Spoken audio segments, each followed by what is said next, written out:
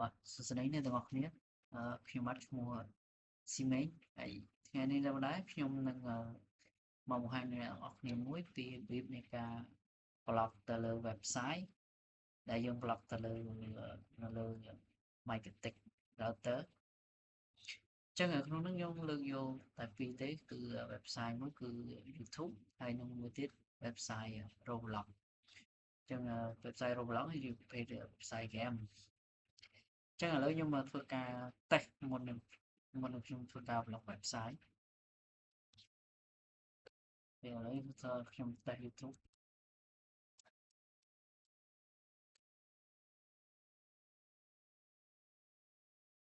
អូខេ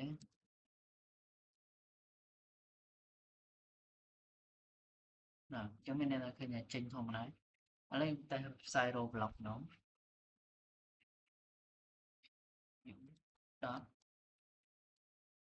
.roblox.com បាទឃើញថាបើកចេញធម្មតាចឹងដើម្បីយើងធ្វើការ block នៅលើ Data Marketing គឺយើង block ទៅលើកន្លែង tool មួយគឺ firewall ហើយតមកយើងធ្វើការ create list នៃ IP មួយដែលយើងសម្រាប់ take note ទៅលើ IP LAN របស់យើងថា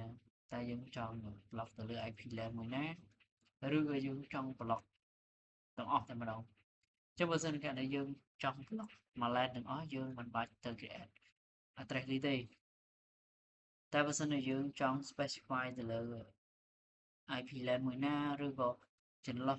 នៃ IP LAN ពីប្រមាណដល់ប្រមាណតទៅទៀតយើងធ្វើការចូលទៅ block តាមរយៈ layer 7 protocol ហើយតមកទៀតយើងយកទៅ filter ដើម្បីយើងធ្វើការ block ទៅលើ website អូខេអញ្ចឹងយើងអាច start បានអញ្ចឹងក្នុងហ្នឹងយើង access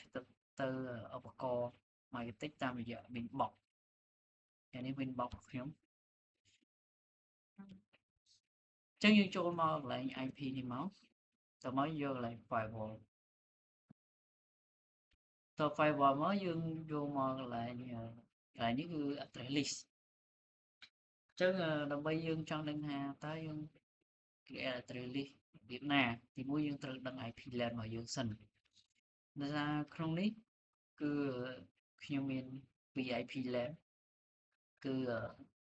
192.168.2និងមួយទៀតគឺ.3.1ចឹងក្នុងនេះខ្ញុំចង់ block តែទៅលើ IP 192.168.2.1ទេចាឥឡូវខ្ញុំធ្វើការ copy IP មកអូខេតើមកកន្លែង address list នេះយកសញ្ញាបូកនេះមកតើមកយើងដាក់ IP LAN តើមកយើងធ្វើការ pass ចឹងកន្លែងនេះ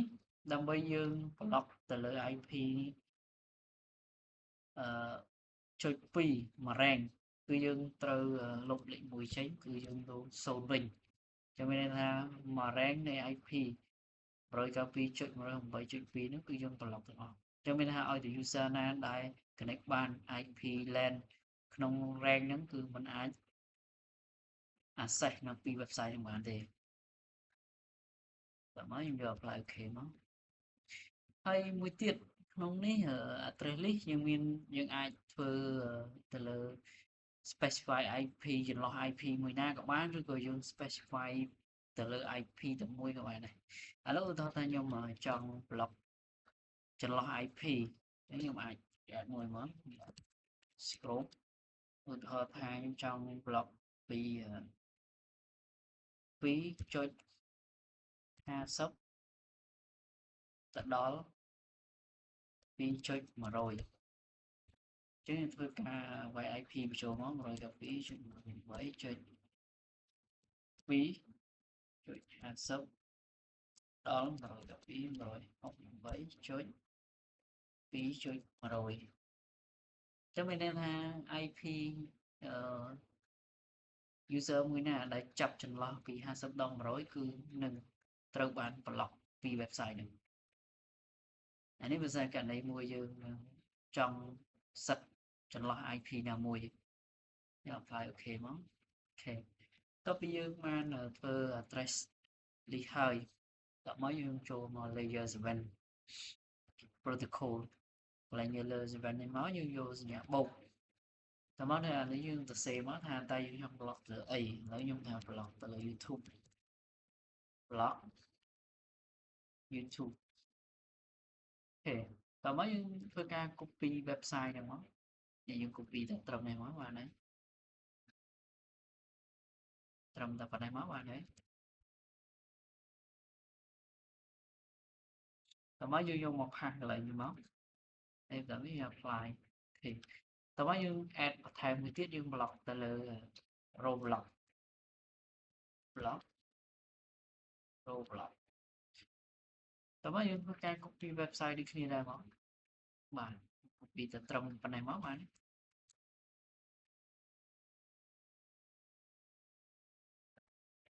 បាទមកយក apply មកហើយអូខេអញ្ចឹងយើង block បានពីរអញ្ចឹង step បន្ទាប់គឺ address list យើងបានធ្វើហើយហើយ layer 7 protocol យើងធ្វើហើយអញ្ចឹងដល់វាយើងទៅគេ add filter មួយ rule មួយមកអញ្ចឹងកន្លែងនេះយកកន្លែងនេះ filter rule តោះមកយើងចុចសញ្ញាបូកមកជាទូទៅកន្លែងនេះគឺយកធ្វើអីទេយកប៉ះពាល់ទេគឺយើងប៉ះពាល់តែកន្លែងទៅលើ advanced អញ្ចឹងក្នុងនេះយើងធ្វើពីរគឺទី1គឺលើ advanced ហើយនឹងតមកទៀតគឺទៅលើ action អូខេតមក advanced នេះគឺកន្លែងនេះកន្លែងនេះគឺយើងជ្រើសរើសកន្លែង address list របស់យើងអញ្ចឹងនេះកន្លែងនេះ address list របស់យើងតែយើងចង់ apply ទៅលើ address list មួយណាអញ្ចឹងក្នុងនេះកន្លែងសោះ IP សោះ address list នេះគឺខ្ញុំ apply ទៅលើ IP មួយ rank អញ្ចឹងយើងចុចកន្លែងនេះមកតើមកយើងឃើញអានេះជា address list របស់យើងមកអញ្ចឹងក្នុងនេះខ្ញុំយក IP LAN អូខេតមកទៀតយើងមើលទៅកន្លែង layer 7 layer 7យើងធ្វើការជ្រើសរើសកន្លែងនេះជាឈ្មោះ website របស់យើងមកអូខេក្នុងនេះខ្ញុំយក blog YouTube មួយនេះបាទកន្លែងនេះឈ្មោះវា blog YouTube តើមកខ្ញុំធ្វើ blog YouTube អូខេអានេះខ្ញុំនឹងជ្រើស blog YouTube តើមកយកកន្លែង action នេះយក drop បាទប៉ុណ្ណឹងមករួចជាការស្រេចអញ្ចឹងយើង apply មកអូខេអញ្ចឹងយើងមកមើលកន្លែង rule របស់យើងឃើញបានមួយនេះតមកទៀតក្នុងនេះករណីនេះអ្នកទាំងអស់គ្នាអាចបូកបន្ថែម command ឬក៏យើងចង់ឲ្យលឿនយើងយកកន្លែងពាក្យ copy ឥឡូវយើង copy នេះមកអញ្ចឹងខ្ញុំគ្រាន់តែធ្វើការផ្លាស់ប្ដូរកន្លែងនេះមកកន្លែង layer 7នេះខ្ញុំយក block ទៅលើ row block ម្ដងអូខេតោះមកយក apply មួយទៀតអញ្ចឹងឃើញឡើងមកមួយទៀតឃើញឡើងមួយទៀតអញ្ចឹងបើករណីមួយទៀតឃើញ block ចឹងអ្នកនរគ្នាអត់ដឹងថាអត់ដឹងថាមួយនេះ block មួយណាអញ្ចឹងយើងអាចប្រើ command នេះក៏បានដែរបាទ command នេះមកយើង take note វាមកថាគេ block row block អូខេអញ្ចឹងតមកទៀតកន្លែងនេះគឺខ្ញុំ block លើ YouTube អញ្ចឹងខ្ញុំ comment មួយដែរមក block YouTube អូ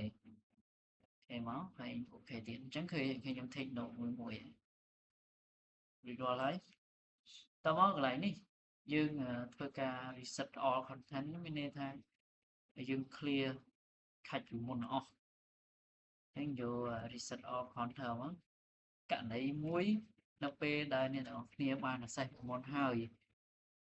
តើអ្នកទាំងអស់គ្នាទៅមក block អញ្ចឹងពេលខ្លះ access ទៅវាបានពេលខ្លះ access ទៅវា block ដោយសារវាអត់ជាប់ខាច់អញ្ចឹងហើយបានតម្រូវឲ្យយើង reset all content កន្លែងនេះមកអូខេតើមកខ្ញុំឥឡូវខ្ញុំធ្វើការបិទទៅលើ website នេះទៅលើ browser នេះ Máy em thôi cả bao lần đầu tiên của về khác bị ảnh chọn catch thế nó nhưng thôi cả tệ lên website đầu tiên đó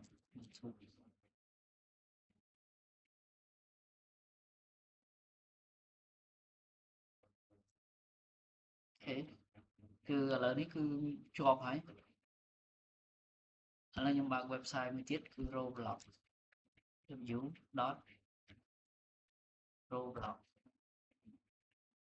từ đấy